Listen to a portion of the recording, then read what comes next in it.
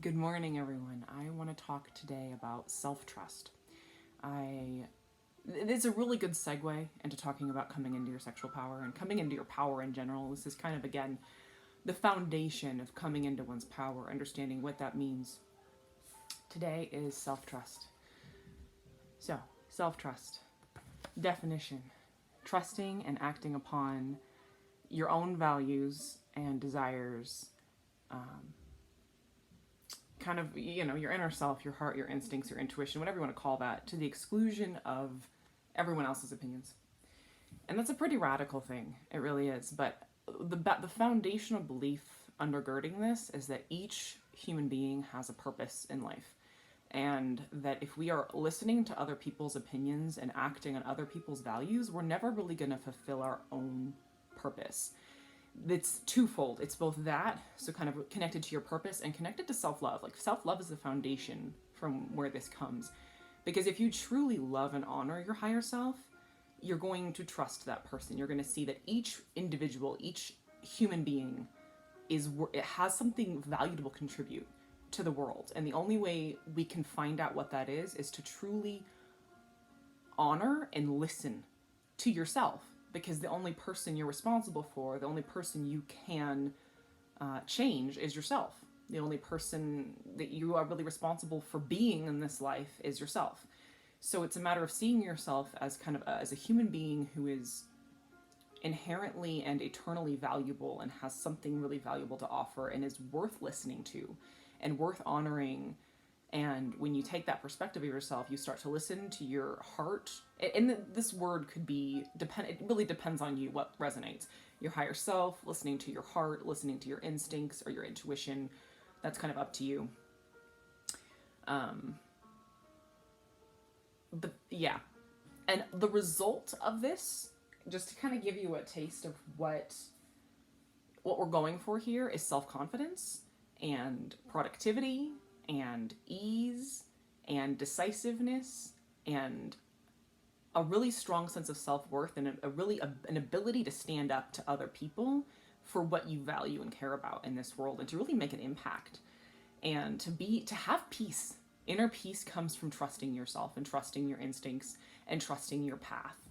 So those are a pretty big deal. It's understanding where your power comes from and kind of handing your power back to yourself, and living from that place allows you to create the most value, to enjoy life the most, to have the most ease, and so on.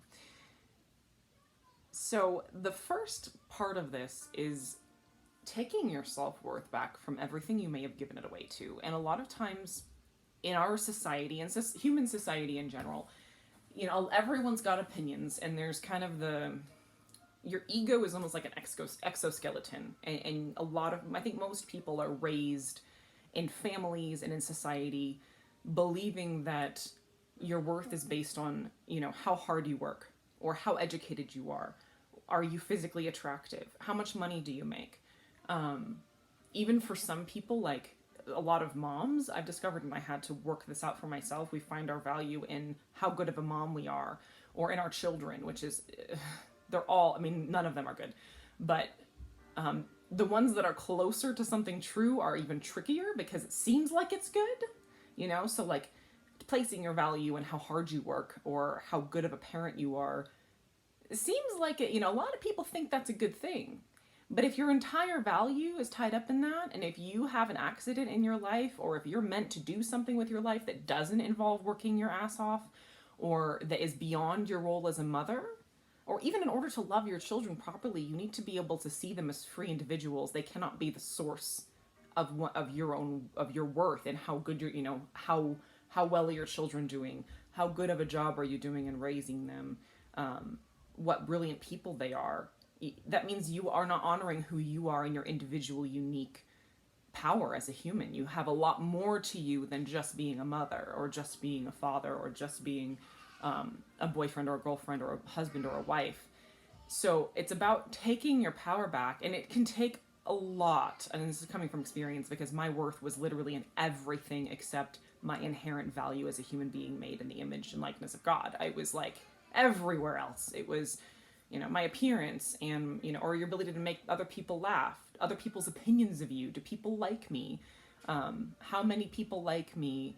And in our world, it can be as stupid as like how many people like my Facebook posts or follow me on Twitter or subscribe to my YouTube channel, or how many clients do I have in my personal business, etc. All of those things, if we put our value in that, we become hollow on the inside. We detach from our actual purpose and what we really care about, and we start caring only about other people caring about us. And as you can see, there's nothing to that. It's entirely empty. If the only thing we care about is what other people think about us, or something that is completely outside of ourselves, if your value is tied up in that, you are inherently, you've lost touch with what you value as a person. And you cannot be a valuable person if you only care about an outcome that is nothing to do with you in particular. If your value and your worth is in yourself and trusting yourself and being a person of excellence, you will have all of that, but it will come from a place of, this is something I care more about doing. I care about who I am, and I happen to be a person of excellence. So I do a good job of my work, and I do a good job with my kids. But if your business crashes for some reason, or your children end up becoming black sheep and going off and becoming druggies, you haven't fallen apart because your value wasn't in those things anyways to begin with. If your business falls apart, you take some time, you mourn it, and then eventually in 6 months or a year, you get up off your ass and you find a way to keep moving forward in your life. But if all of your value is tied up in a business and it crashes, you're just done with it. You're done for. And you can spiral into depression. You can spiral into suicidal patterns. I mean, it's a very different scenario for a human being when your value is in something outside of yourself versus inside. So the first step to learning to trust yourself is really valuing, what is it that I value? Really putting, like, actually investing your emotions in the things you actually care about, to the exclusion of other people's opinions of you. And that means positive or negative. It's a matter of not caring what other people think of you, and caring only about, what do I care about? What are my values as a human? And placing investing your emotions, investing your actions, your moment by moment actions in the things that you really value. So that's kind of step number one, is taking your self-worth. And the way I kind of see it is, as a visual, is that we have, again, that ego that's connected to everything else is an exoskeleton. And you kind of have these ties or these attachments to all of these things outside of oneself. And it's a matter of cutting the ties, taking the power back from all the things that were outside and putting it back in yourself, so that you actually have a strong core of true self-confidence and a habit of listening to yourself and acting upon your own values, so that you are a strong person who can withstand difficult things, instead of having kind of this protective layer to protect yourself from actually having to be vulnerable and invest yourself in something risky. It's very, very, very different things. And it's that transition that is part of trusting oneself. So some concrete examples in my life, just to give you kind of an example. I mean, my recovery has been entirely like this. And really what it comes down to in terms of acting it out is, for me, it's been a matter of listening to my heart. Like, what lights me up with joy? What brings me joy? And trusting that literally beyond anything else. What anyone else thinks of me, everyone else's values and opinions, and that is probably the hardest part of this, is genuinely cutting ties with caring about anything but what are my values in the moment to moment, listening, because that to me is what has gotten me back. Is at one point in my life, about 5 months into my journey with DNRS and rewiring my brain, I had a re-injury of my brain, and I lost all of my brain function. It was the most hellish place I've ever been in my life, and I would never wish it upon my worst enemies. But that's where I was, and I had to rebuild my brain from scratch. And the only way I did that was by listening to my heart. And at that time, I lost all sense of being a mother. I had no connection. My own brain was terrified of my children, terrified of my husband, terrified of everything that I loved in life. My brain was terrified of, and it was running the show at that point, because I had no ability to use my executive function and actually direct my own self toward anything. So I was genuinely petrified of everything that I'm passionate about in life for a period of time. And the only way I reclaimed that was by listening to my heart moment by moment and following what brought me joy and what sparked my spirit. And ultimately, I regained my desire to be a mother. I regained my desire to be a wife. Because at one point, I was sitting in a space where I genuinely didn't have any actual desire to be a mother and a wife inside of me, which, as you can imagine, for someone who's got 5 kids, and I genuinely love my children, it was terrifying in a certain way, or it could have been. It could have been a terrifying situation because there was no evidence emotionally that I was invested in my life anymore. And it's like, well, what am I doing here with 5 kids and a husband when I have like no desire to be a part of this? I don't know how I'm supposed to find that again. And so I decided to just trust my heart because it never led me wrong. And I literally, I spent a long time not with my family, doing other things I enjoyed. And as I regained my brain function and regained myself, regained my values by, in moment to moment, attaching my heart and myself to what is bringing me alive in this moment. Whether it was the beauty of the physical world, I listened to a lot of music. Music played a huge role in my healing.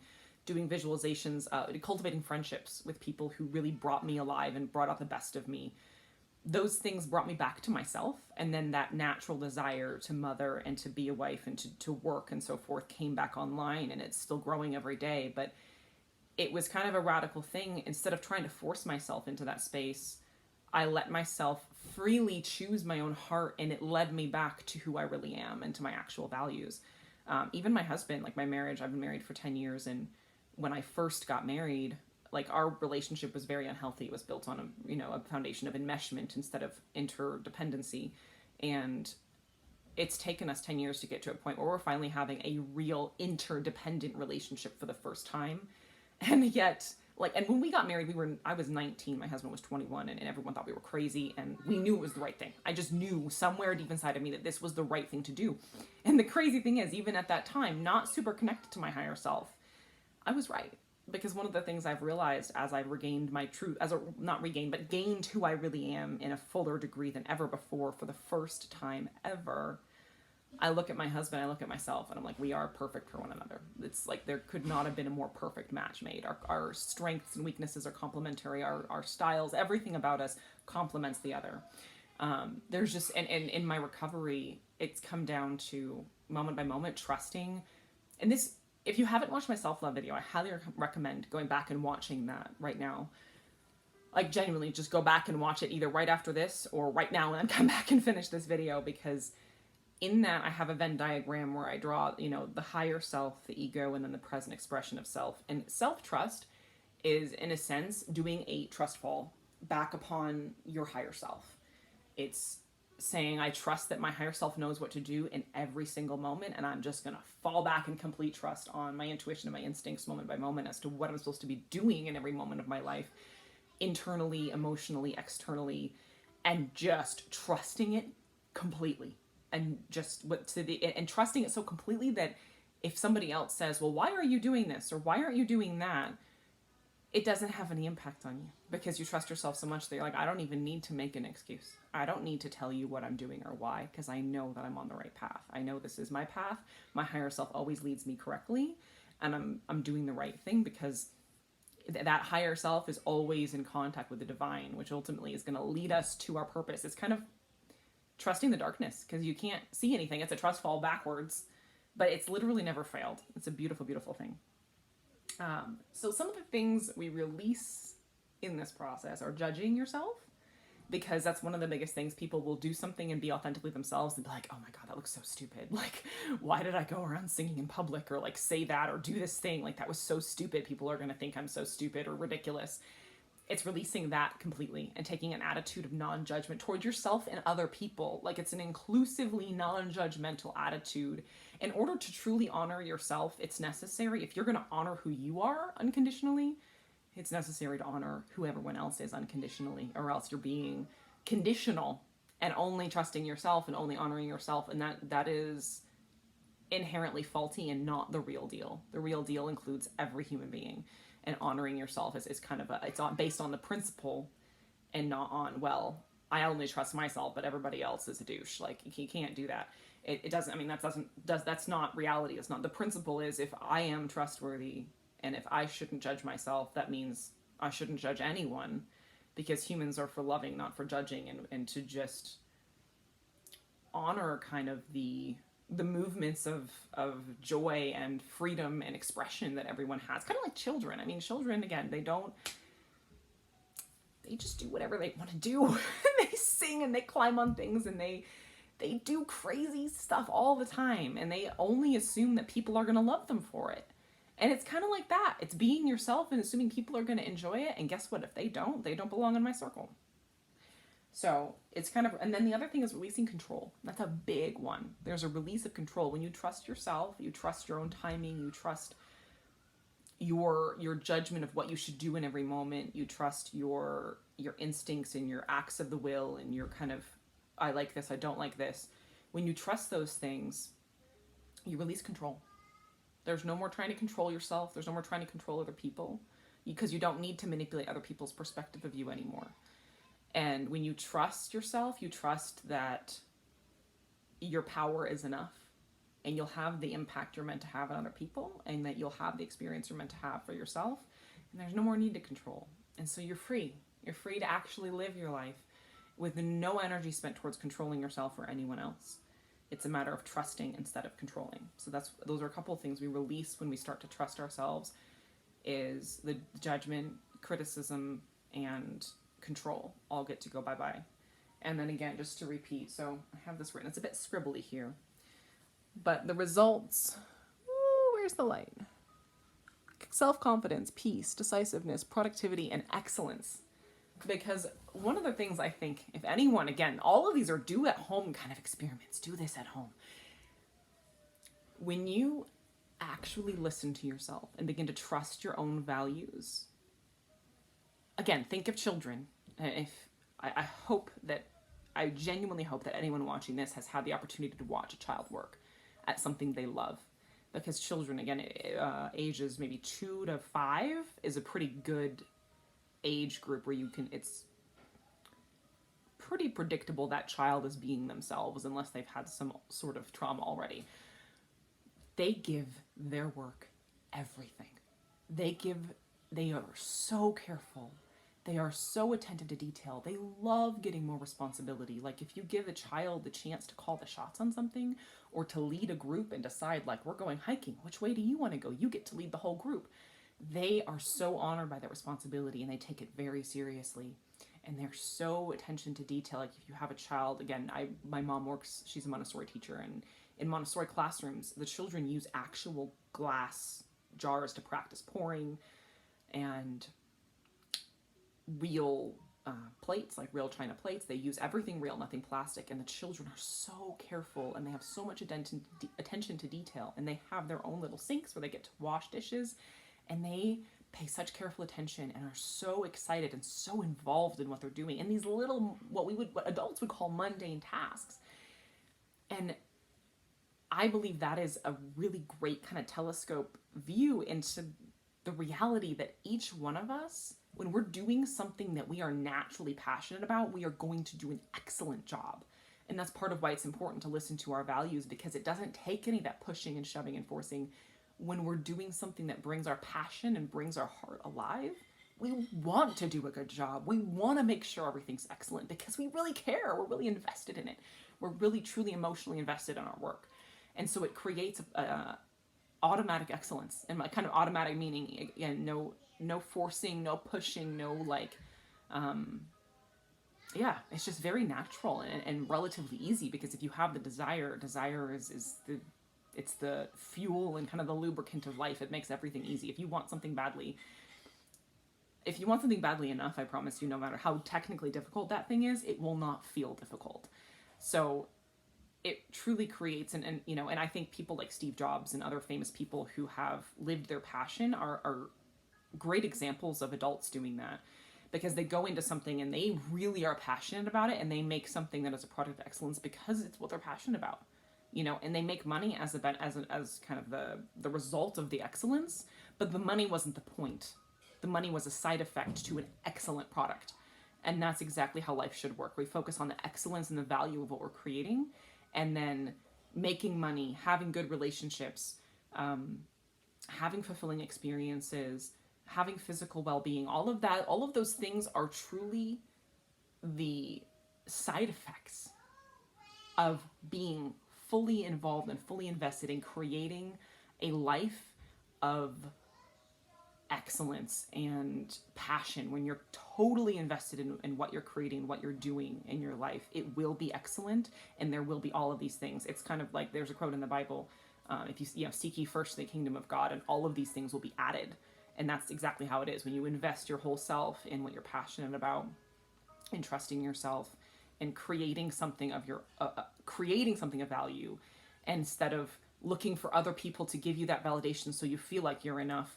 When you focus all of your energy on creating something of value, you get all those other things, but they're just like icing on the cake, because all you really care about is, oh, I care about doing what I'm passionate about living in accord with my values. And you get a basic level of satisfaction from that, and then you get friends and money and so on. And I can test, this is happening in my life right now, so I can testify it works. Every area of my life, financially, relationally, friendships, my kids, everything is just growing. But all I did was focus on trusting myself and following my heart, and everything else just falls into place. It's a beautiful thing. So again, this will be precursor. Next time I'm going to talk about doing this more in terms of our sexual power, because this is kind of, again, the foundation of that. Living in accord with our values and having our self-worth be in who we are is necessary in order to actually use our sexual power in a way that is in alignment with who we are as humans in our full power, honoring that it's only one part, but it's an important part, and being able to kind of know when to use it, how to be confident in it, how it works. All that's going to be next video. So much love to everyone. Again, love feedback, comments. If there's any other topics anyone wants to hear about, please let me know. But so much love. Mwah.